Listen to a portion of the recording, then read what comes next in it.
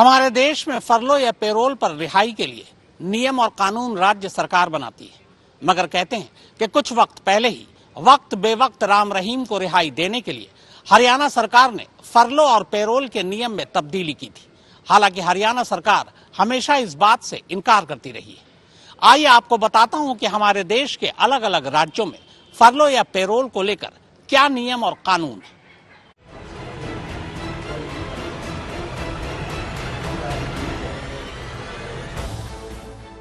राम रहीम को मिली पेरोल पर फिर से बवाल छिड़ गया है।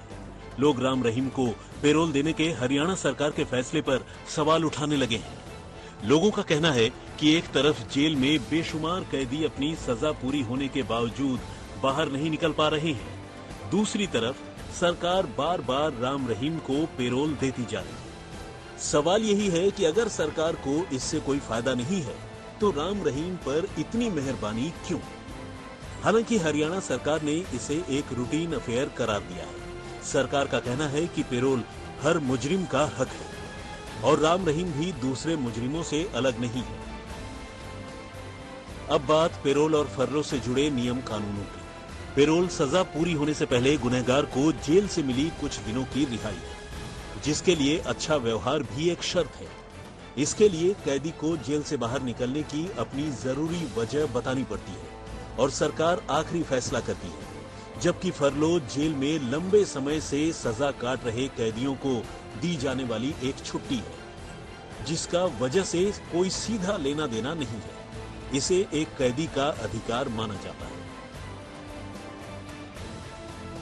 हरियाणा सरकार ने पिछले साल अपने पेरोल से जुड़े कानून में भी तब्दीली की है। ऐसे में सवाल ये भी उठाए जाने लगे हैं कि कहीं सरकार ने जानबूझकर राम रहीम को फायदा पहुंचाने के लिए तो अपने कानून में तब्दीली नहीं की।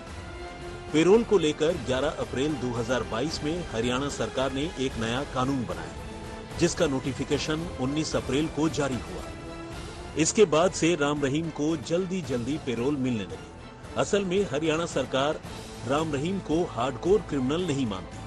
हाईकोर्ट ने भी इस पर मुहर लगाई है, लेकिन भविष्य में राम रहीम को किसी तरह हार्डकोर क्रिमिनल घोषित भी कर दिया जाता है तो भी उसे कुछ शर्तों के साथ पेरोल मिल जाएगी। जबकि 1988 से लेकर नए कानून के बनने तक यानी 34 सालों के बीच किसी भी हार्डकोर क्रिमिनल को पेरोल या फरलो देने के लिए कानून नहीं था। पर 2022 वाले इस नए कानून में कुछ शर्तों के साथ पेरोल मिल सकती है। शायद यही वजह है कि नए 2022 वाले कानून को राम रहीम के लिए बेहद आसान कहा जा रहा है। इसे उसके पक्ष में बनाए जाने को लेकर सवाल उठ रहे हैं। राम रहीम आश्रम की 2 महिला साधकों के साथ रेप करने का गुनहगार है। उसे 20 साल की सजा हुई है, जबकि एक पत्रकार और डेरा मैनेजर के कत्ल के मामले में भी वो सजा काट रहा है। बागपत से दुष्यंत त्यागी, सिरसा से बलजीत सिंह और दिल्ली से अरविंद ओझा के साथ सत्येंद्र चौहान। चंडीगढ़, आज तक।